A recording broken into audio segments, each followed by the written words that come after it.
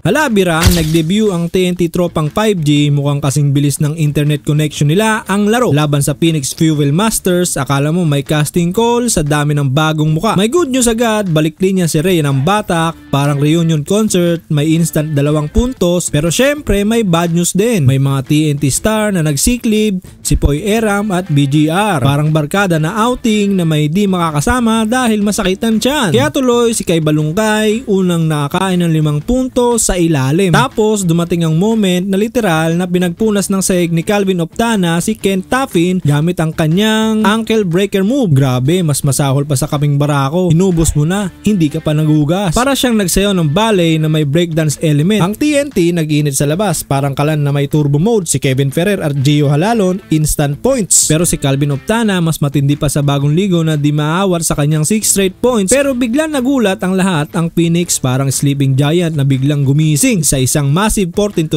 run ang pinangunahan ni Evan Neal at Tyler Tew. Ayan, naging 42-45 ang score sa halftime. At dahil dyan ang course na si Chot Reyes nag-iinit ang ulo, malamang speech niya sa dugout mas matindi pa sa sermon ng nanay mo pagdating mo sa hating gabi. Third quarter, balyahan at pag-ulit ng pagpunas. Pagbalik ni Jason Perkins, nagparamdam na. At si Ray ng Batak nag back-to-back and one play pa. Parang Stingray na biglang nag-iba ang mood, nagdesisyon mag-amok. Pero ang highlight, yung moment na parang mag-audition sa wrestling sina RR Bogoy at Ken Taffin, buti lang may awat team at hindi nag-escalate, yung pala rehearsal lang pala yun para sa third quarter. At bago matapos ang lahat, Calvin Optana, feeling niya hindi pa sapat ang isang beses. Pinabagsak na naman ang depensa ni Taffin sa kanyang turnaround fadeaway jumper. Alam mo, hindi mo pa yata nalinis ng maigi yung sahig. At sa uli, solid yung debut ng TNT kahit wala sina Eram at BGR. Natambakan nila ang Phoenix sa panguna ni Ray ng Batak na nagtapos ng 20 points, panalo ang Tropang 5G. Ang aral sa laban, huwag mong pabayaan ang depensa mo, baka mapunasan ka ng sahig at syempre baka maaway ni RR Pugoy.